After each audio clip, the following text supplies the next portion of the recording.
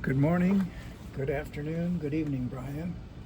This is Paul Ewing coming to you from my studio in the basement of 115 Arbor Heights, Spring Arbor, Michigan.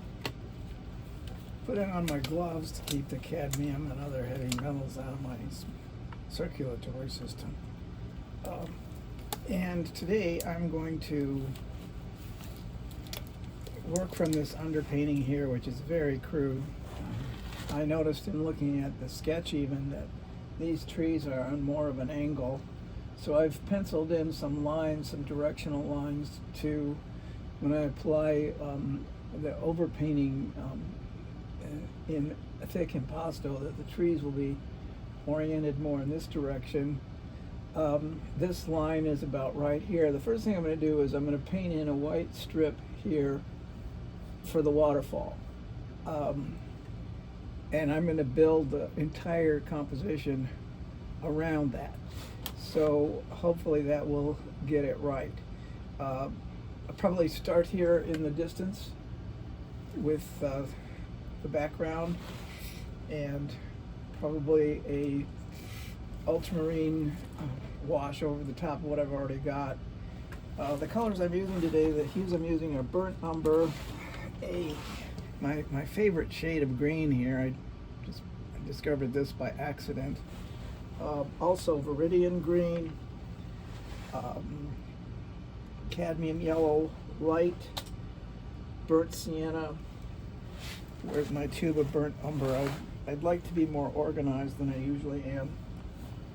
And yeah, here I got burnt umber, viridian green, cadmium red medium, ultramarine blue, and maybe a little purple for parts of this painting.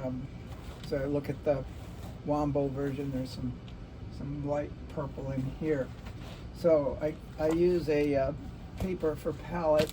I think I'm going to start in with my sky, and being aware that I want these trees to extend more in this direction, I will probably start my blue right in here. So let's get a dab of ultramarine blue.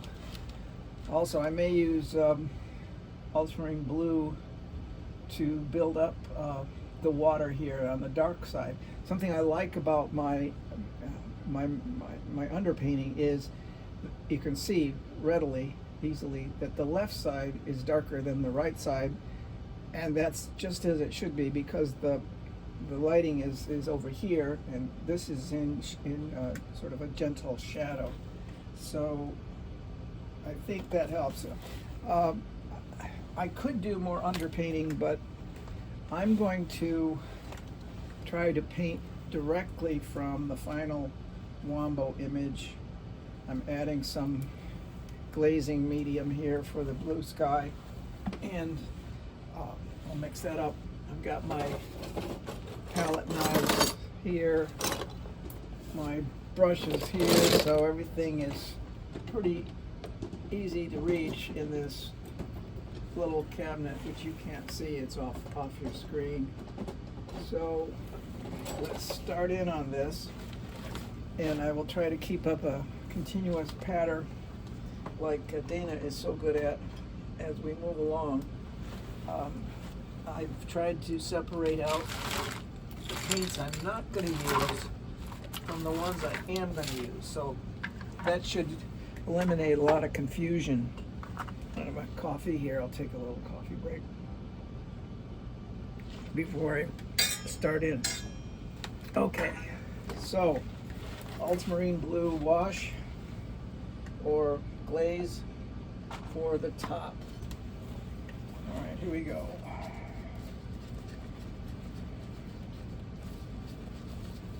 And I might add some white, titanium white into that, because especially for the lower part of the sky.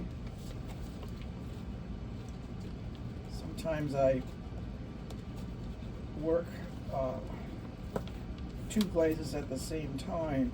Like right now I'm mixing up a darker glaze on top,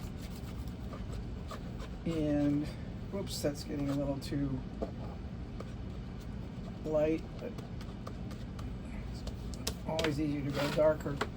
So I'm going to use a brush and start working the sky in.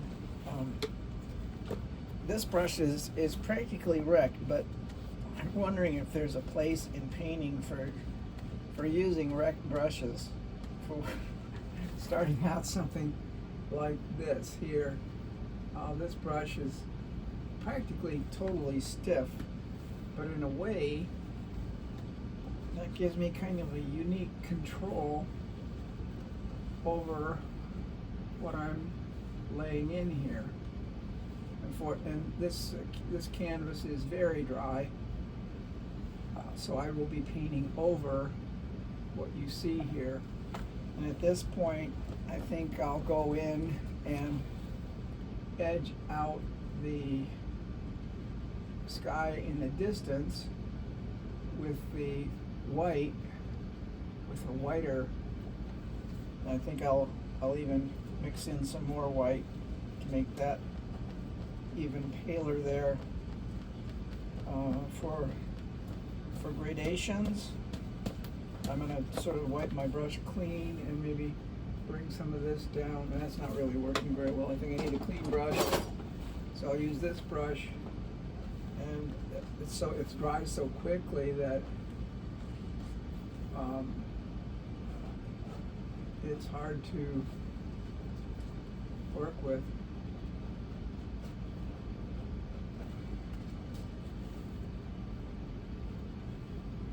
Alright, I think what I'll do is I'll get a bunch of wet paint up there, and then I will make this even wider down here, and then I can do some gradations in between by pulling this down. Whoops, that's not working. Pulling this up.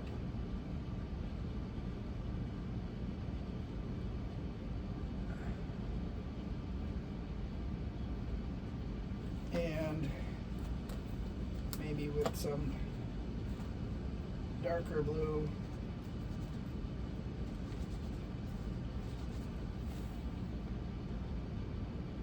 Up here. Smoothing it out a bit.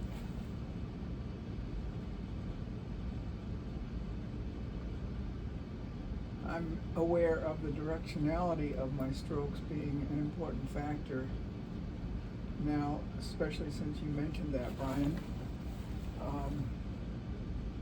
Not really pleased with what I've got going on here. I'll add some more white to the distance here. And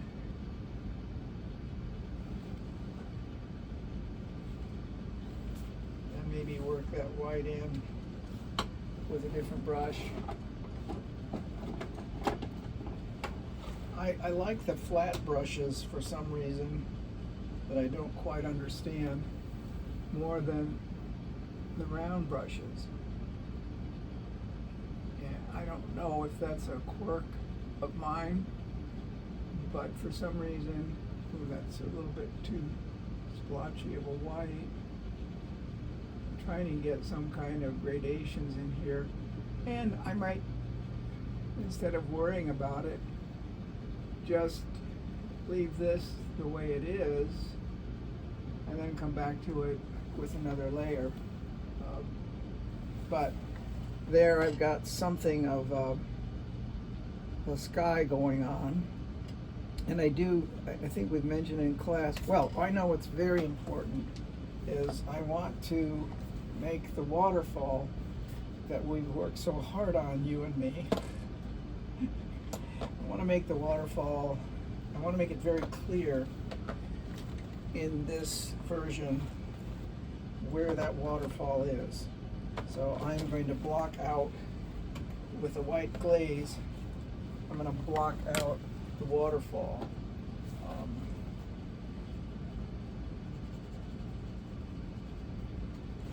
Which is going to be right in here.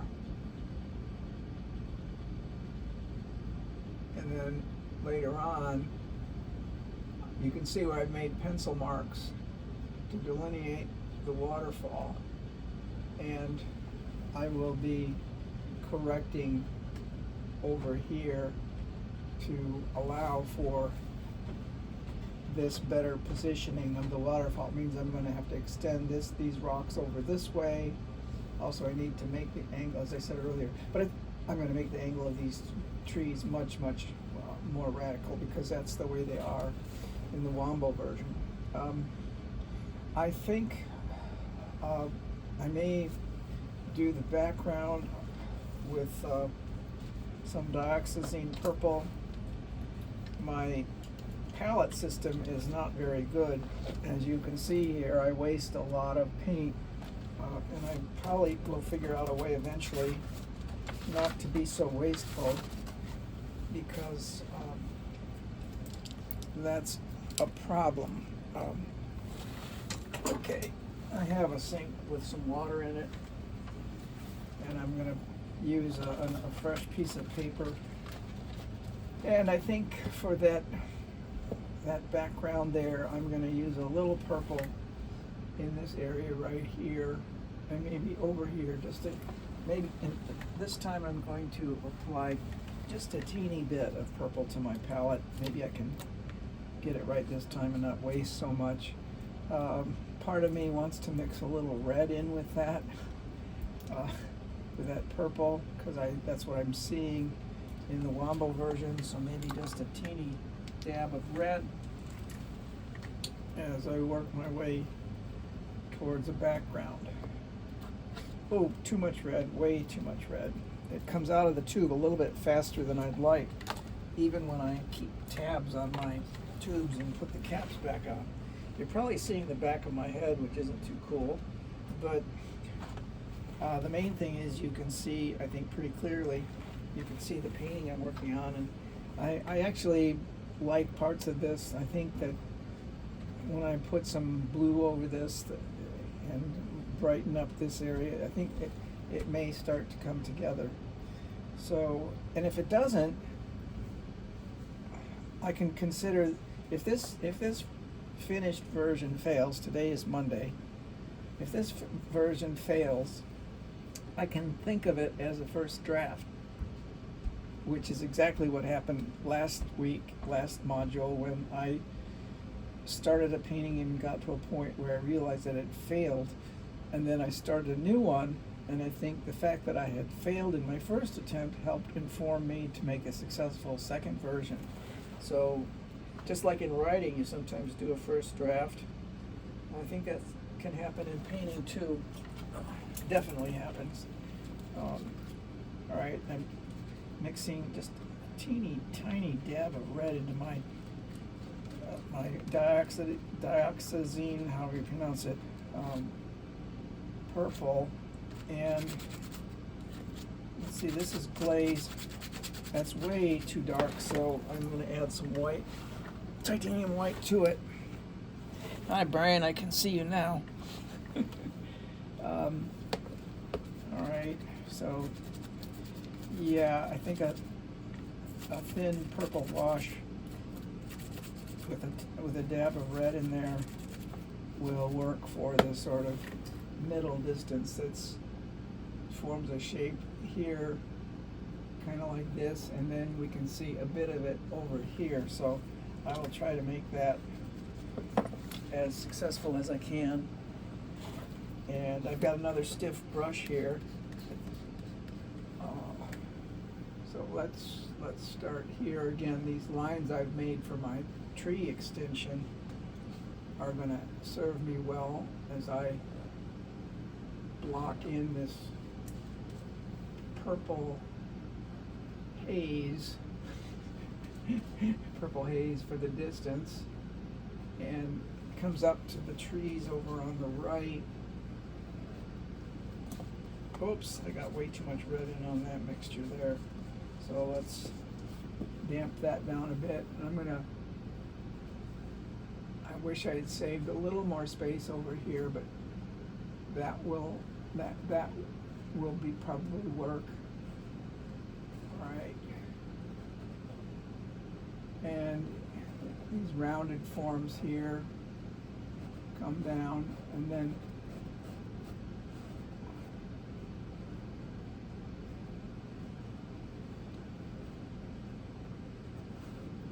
what we have going on here is some, I see that kind of angles down like that. Here's a case where you can see my underpainting, and I'm just thinking about doing some smearing here, although it's really, really almost totally dry. Whoops, that's a mistake, but we can fix it. All right, there. I think sometimes smudging is great for atmospheric perspective. All right, the other color I have coming in here is a wedge of kind of more of a tan color, and I'm torn between using the actual tan I used here, but I think what I'll do is I'll use a burnt sienna and a lot of white for that area. Then I think I'm going to go in and attack the trees on the left, being mindful that this area will be darker than the opposite shore. So here we go with trying to mix some purple in with this burnt sienna and white. Why not? Just a dab.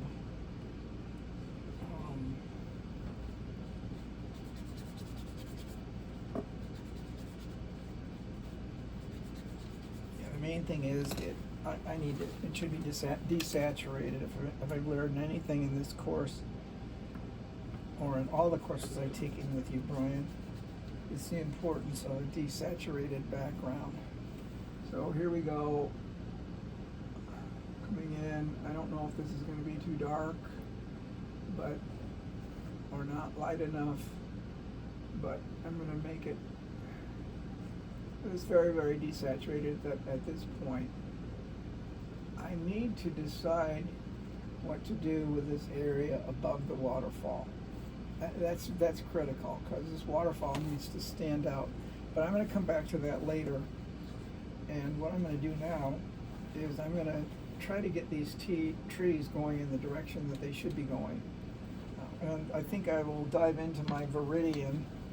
This is phthalo green here, which I think makes for good underpainting, but I'm going to use Viridian green for the left-hand side of the painting, and I'm going to, and the darkest parts here will be a shade of Viridian, and I might just let what's there shine through. I'm going to get a fresh brush for these trees, and to darken that Viridian green, which is maybe too bright at this point. What should I, well, I'm going to look at my color wheel. Green, the opposite of green is violet. So maybe I can use some of the violet I already have in my palette to mix up a dark green, or a darker green. I'm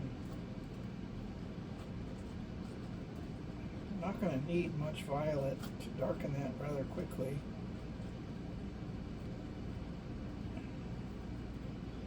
And that's kind of an ugly hue.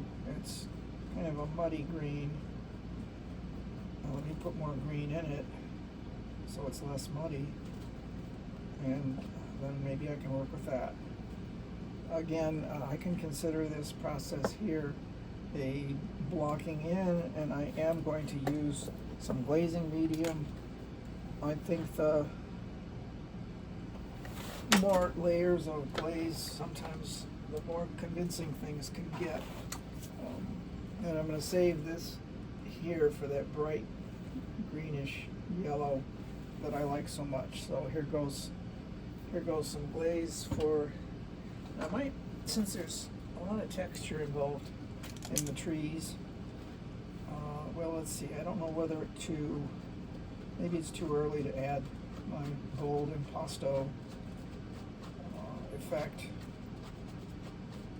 So I think the main thing is to reorient these trees so they're headed in the right direction, so to speak. All right. I'll use use, I guess, what's called a filbert here. It's a brush I don't often use, but let's redirect these shapes here. That is kind of an ugly green, but it might work for an underpainting.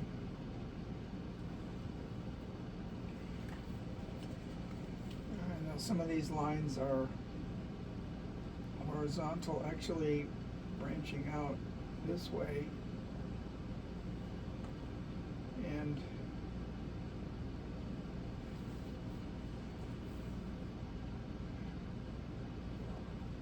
much darker green.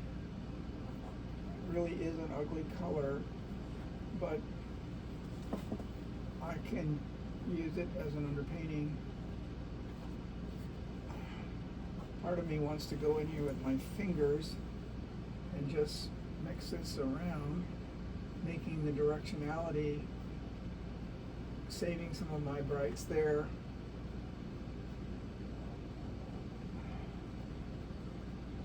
This reminds me of doing pastels, where there's so much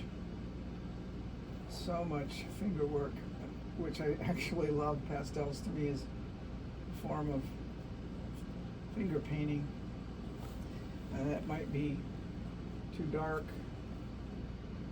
but I think I have, oh, this needs to go this way.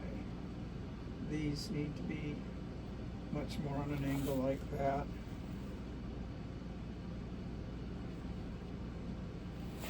Not really dark enough.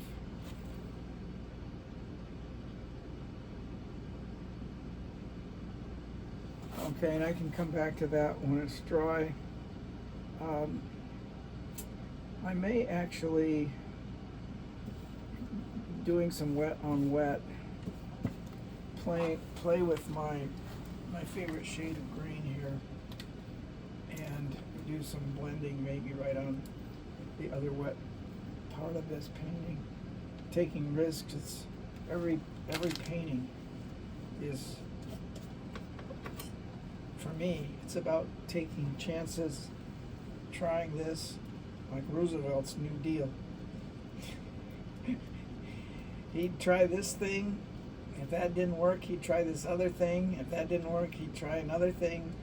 But he just kept trying and trying and trying. And by 1937, he achieved actually a remarkable progress. There were still millions of Americans unemployed, but he made a dent in unemployment, and he improved investment and productivity, almost all the major economic indicators. And then in 1937, the right-wingers in this country came down on his program hard, and there was a short recession as a consequence.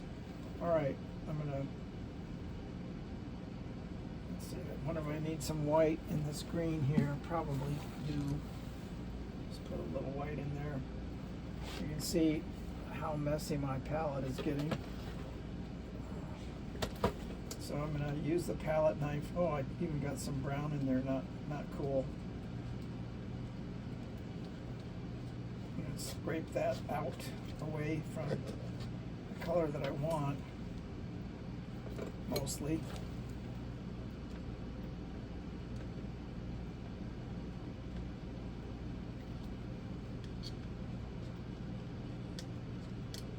I'm going to go in here with another brush, maybe save this filbert, go in with another brush, a smaller filbert, and put in this light green highlight here that works its way kind of almost around the edge of everything on this side.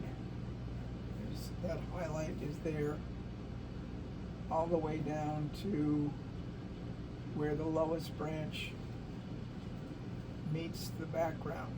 Okay, so now let's see, let's get some of that green in here and here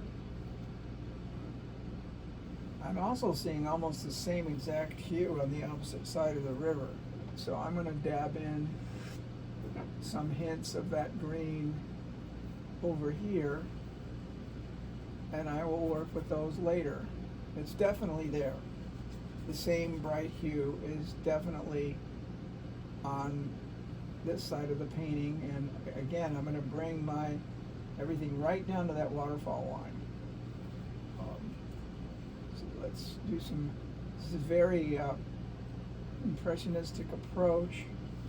I like the way my underpainting shows through. It, even as sort of random and chaotic as it is, I like the underpainting. I like having some kind of underpainting to work with. All right, now is where we maybe extend. Again, I want the lines going this way. I'm using the edge of my brush to work some pigment up that way, and it's so amazing how quickly acrylics dry. Just unbelievable. In fact, I think I need to make this wetter here, and maybe with a little more glaze, so I can blend these two, get some of this going into here.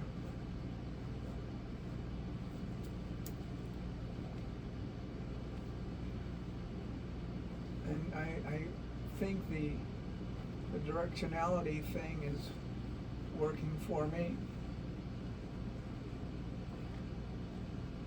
Fuzzing out the edges here. There's a lot of green there, but it's coming down more like this.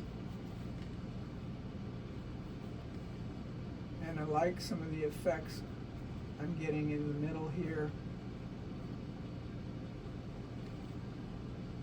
It's looking more tree-like as I blend things in. And I think I can even use some dabs of that green for highlights that appear in here in the center and come in on an angle, more of an angle perhaps, and then I'll smear these around here.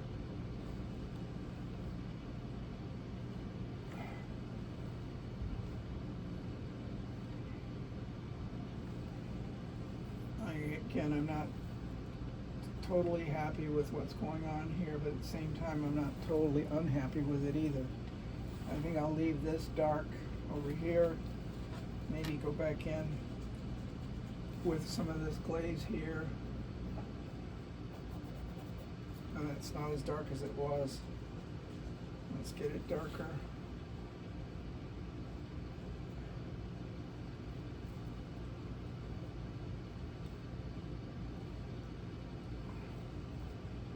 Very impressionistic approach here. Oh, there's some green down here, and again, I want to emphasize the linearity of these trees going in this direction. I might even put in a few hints of that directionality. Oh, that's not working very well. Maybe I'll just leave that the way it is for now.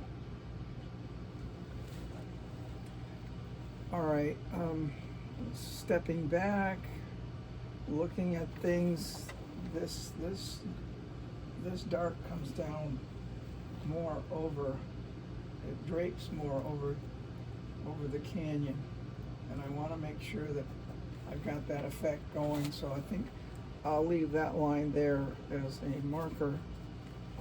And then under here, I've got more greenery, shrubbery, and I'll put a little bit of lighter green in there, not a lot. And let's see, let's maybe give it a little bit of texture here. one of my favorite tools, this right here. So it looks more bushy. And then underneath, I'm going to pick up some purple and make a darker line underneath that. So again, I'm going to use a new brush for that.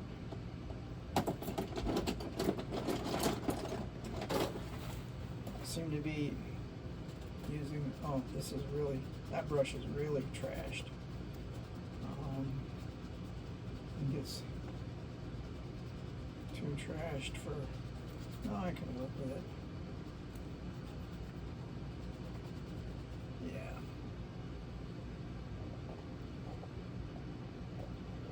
Just give a hint of shadow there. Could be even made with, use the burnt umber. I'm looking over at the right side of the composition, wondering if I should. No, I'm not gonna work on that side. I'm gonna block in the. Okay, you can see what a nasty mess I have going on my palette here. So I'm gonna put those things in the water, and I'm going to get a fresh piece of paper. I like to, when I'm done, I like to paint my shirt with my palettes, and so hopefully I'll get the shirt and the pants to stand up all by themselves instead of a sculpture out in my front yard. Just teasing about that, although I would like to get the pants to stand up as coated with paint as they are. A little humor in there. I'm glad you're the only one seeing this, Brian. All right, so I'm gonna go. I like this bright orange here, this cadmium orange. So I'm gonna go in a little bit of a risk here and work on the orange. There's some red in that. I can see some red in that orange at the top, especially right in here, as I've tried to indicate. I think it's most important that I extend this ridge out to where the waterfall is. So I'm going to make there'll be a big horizontal band of orange, and as I look at the Wombo version, I see that it is quite large. It does extend almost out, well, not quite to the middle of the canvas, but I'm committed to this waterfall here, whether that's a wise decision or not. So let's see, we've got orange, but it's not bright orange. I'm going to put some burnt sienna in there. Seems like a good choice. Now my paints are beginning to get scattered. Burnt sienna and orange. All right, there's also below the darker ridge line right behind the trees is a almost pinkish color. So maybe a dab of red.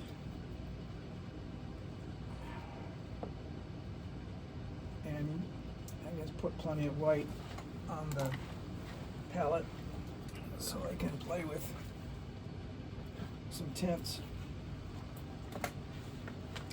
All right, now I'm going to dump some glazing medium off to the side where I can blend it in with whatever I've got going on. So where to start? I think I'll start by extending that orange line out to more where the waterfall is. I think what's going to happen here is because of the way I've committed to the waterfall, my composition is going to be more asymmetric if it works at all. So let's do some orange, a touch of burnt sienna, more orange, more glaze, more glaze, And let's extend this out to here and down. Actually, it forms quite a bit of the background coming all the way over to this whiter shape here to the left. All right, and I'm just going to, without messing up my other, oh wait, that line is dry, so I can paint over it. And I don't want to mix up the green there. And this, as I said, comes down over this shape right here. All right, and that extends under there a little bit. Whoops. Okay, that's a massive amount of orange, and then above it is more of a reddish hue, a darker hue, reddish brown. So I'm mixing up a glaze of reddish brown for the section that's above the orange. And I see that in the Wombo version it comes down below here. And I'm letting that red kind of work its way through. Right there is a shadow, so I think I'm going to maybe keep that as a shadow as I block in this right here. And I think I'll put some lines in there. Oops. Again, I might use I can use a palette knife to create some lines. That's not really showing up the way I want it to. There's an interesting palette knife. And none of this is working the way that I want it, but that's okay. Now, here, I might do this. Okay, I'm looking at the painting, and I'm seeing some lines that go like that. And so we'll work this back like that. More lines going down and back.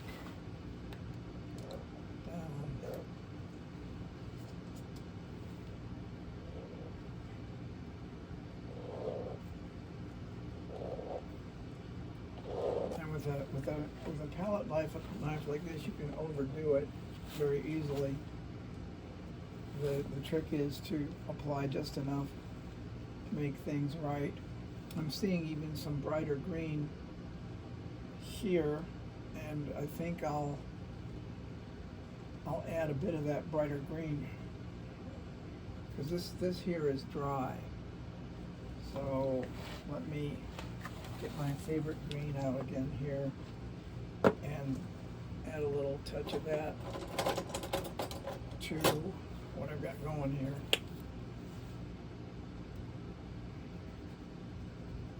And again, almost every application of paint here is a glaze. Just a touch of green there.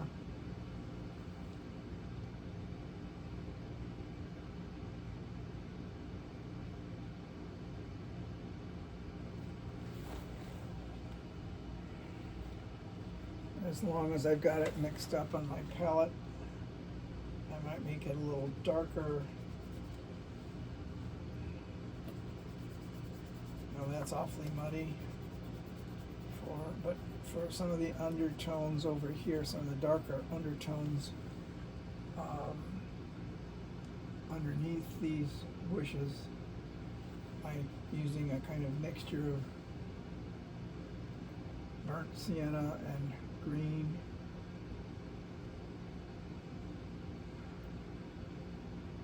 Which works its way even up top here as there's shadows. Some of them pretty pretty dramatic over here on the right.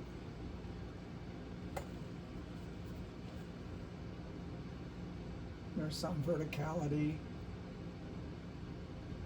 definitely. Okay, and this shape right here is quite dark. Maybe a little faint line here for what's going to be extending out. There's going to be a section of this. I kind of like that color. Section of this that's going to be wider.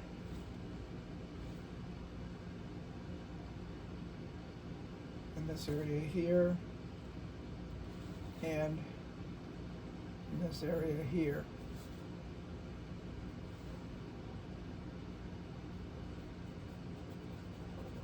Whoops, got some mud in there.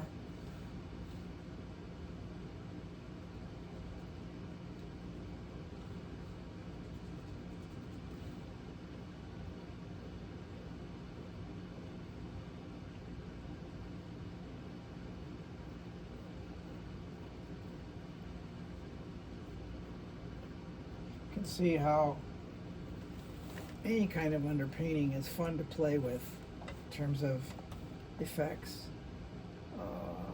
I think I'm going to work on this shape right here, which is much brighter than the rest, and I'm almost tempted to use my tan with some white, tan and a lot of white, but again I've got a very messy palette going on here, so I think I can maybe turn upside down and work using the top of the palette to block in that shape there on the left, this shape right here. Alright, there's also a bright rock down here in the foreground. By the way, you may be interested to know, Brian, that bright fluorescent orange rock in the left-hand corner of my last landscape, I went over that with a glaze of, I think, burnt umber and toned it down just a little bit, and it really helps the rest of the painting. So I thought you might be interested in knowing that. It was just way too distracting, that fluorescent orange. All right, so now I guess I will try some of my tan.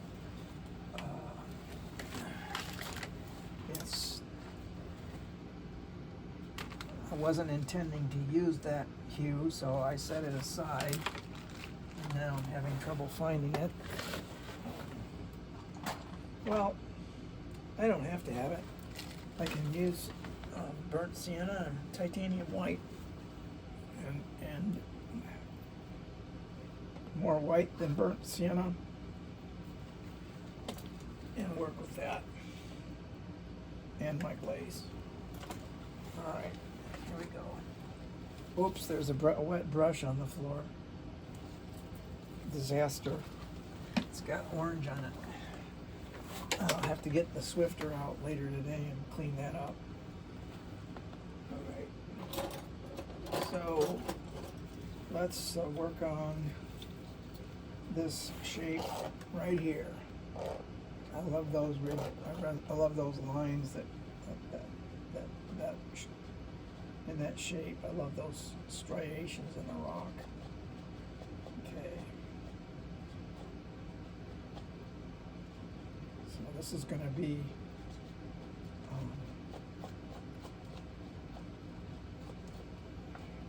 it's actually not wide enough.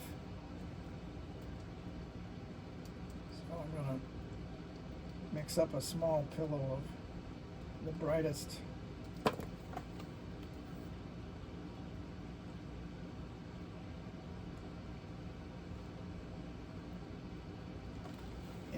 let's see, this goes this way. It kind of pillows down from here.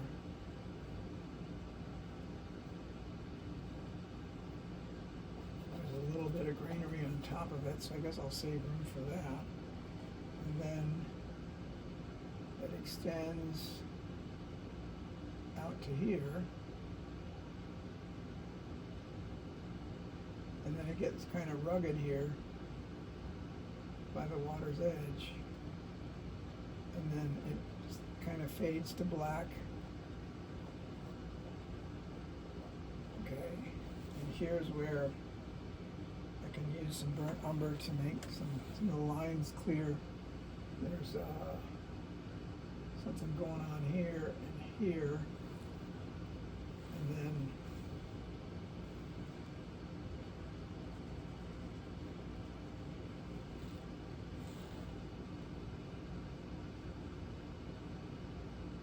sometimes I like to use a brush that has a mixture of paint on it.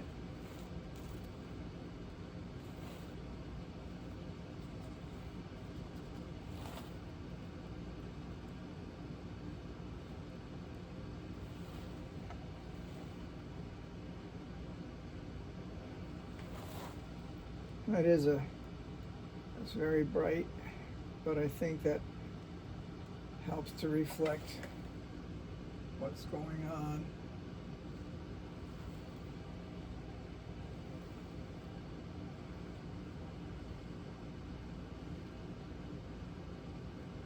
I guess what I'm doing here is not what I intended to do. I was intending this morning to just finish the painting from the Wombo version, but I think what's happening is I'm building a more complex underpainting, which is fine. I can adjust. I can be flexible and changing up at the last minute. And this works its way over here, and there's I think I need more glaze to get some of these fainter rocks that are underwater, and let those dry. They're actually darker. Let those dry so that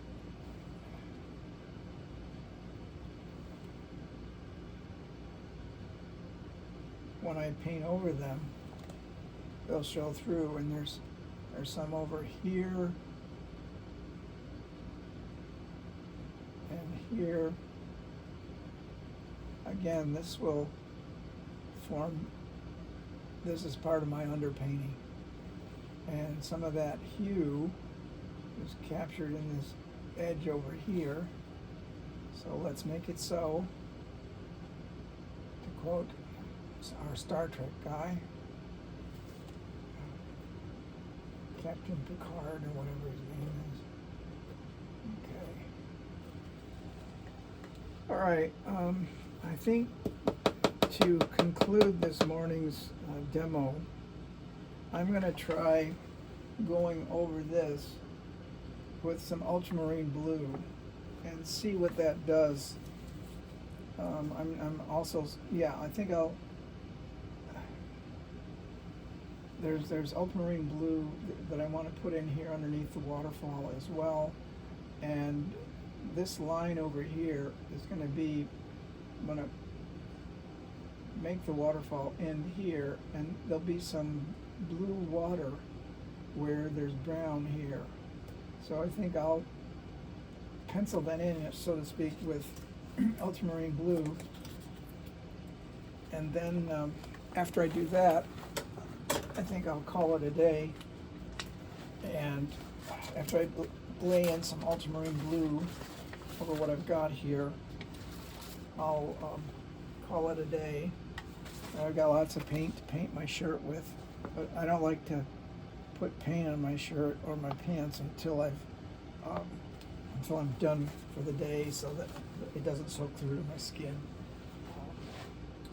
So my art clothing at the end of the semester will be itself a painting. All right.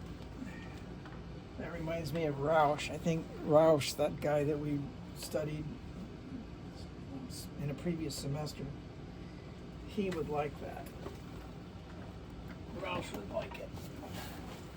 I'm a raunchy painter. Oh, that wasn't even a pun. It was so bad. It didn't even make up the basics of a pun. All right, I discovered that I really like ultramarine blue, and I discovered that in finishing up the last painting I worked on. All right, so it's pretty dark over here, so I think I'll just mix up a dark glaze of ultramarine blue and go over what I've got. These round palette knives are really great for mixing up glazes on your palette. I have to say, I'm maybe I already said this earlier today, I really am enjoying glazing. I don't exactly know what I'm doing, but in not knowing what I'm doing, I'm discovering what to do, if that makes any sense. My whole approach to painting is adventuresome, I would say. I take risks and I go with them. I make mistakes and I go with them. If I can get them to work out, it's good. If not, I have to start over. My approach to watercolor was, one instructor said, was fearless. And I like that description of my approach to watercolor. Now, some people would say this glaze is too dark, and I think I'm going to add some more glaze to just make it not quite as dramatic. I'm running out of glaze. I have to go to Michael's and get some more glaze. I have a picture over there that's ready to be being framed right now. In fact, it's the last version of West Fork of Oak Creek Canyon is now being framed, and there will be on the wall in the living room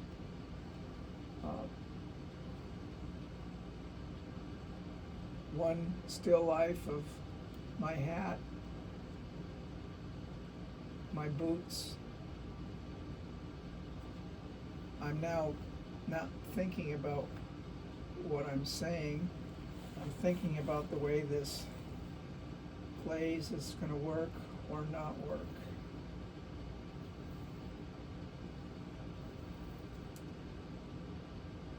And I should be thinking about the directionality of the strokes, because the water is going to be moving in this direction.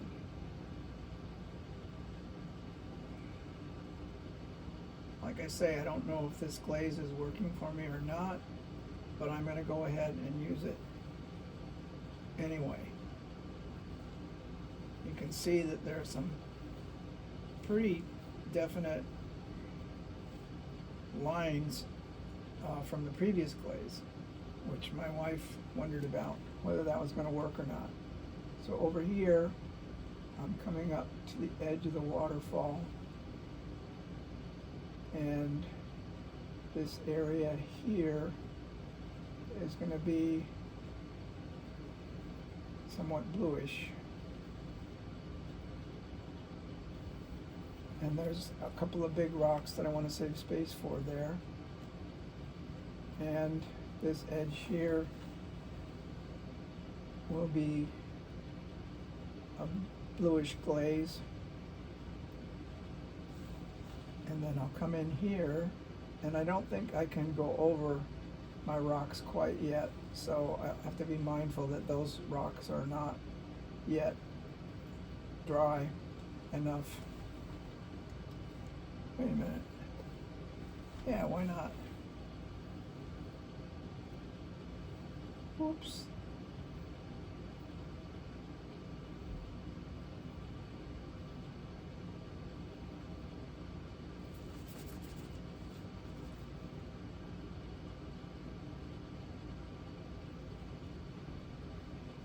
There's a very watery look to that.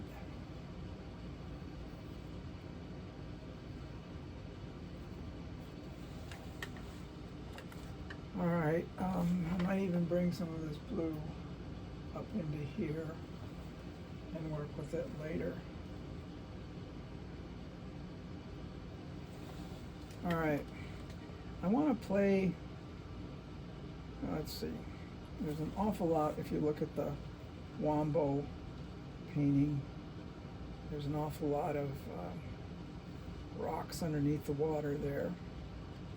So maybe what I should do today is just make some shapes for that. The way that the water gets lighter over the middle of this, it's not quite convincing. Also, I'm going to have to add some rocks on this side of the composition.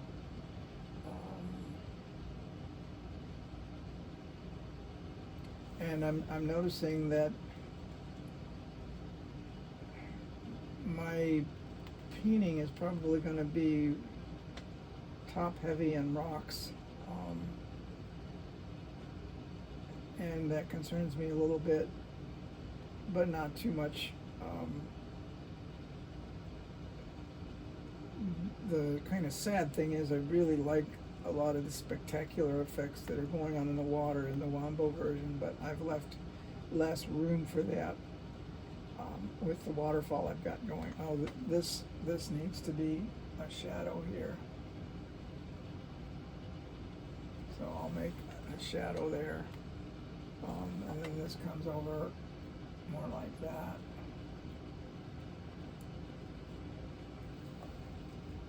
And that line is actually more abrupt in that direction.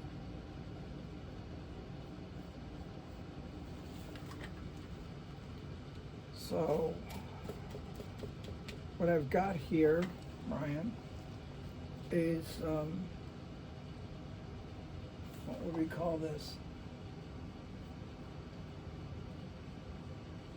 This is my third day of working on this particular painting in terms of applying paint to canvas. And that's it for now.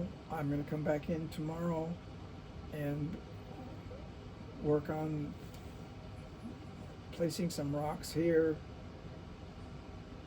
maybe adding some white,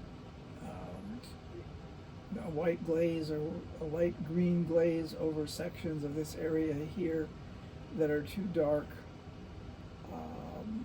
I'm going to want to make this central part of the composition much brighter. This is going to definitely need to be toned down, but I'm not going to do anything with it right now because it's wet. So I have to keep mindful that this is the part that's in bright light, and this is the part that's in shadow. Have a good rest of your day, morning, afternoon, evening. До свидания, товарищ.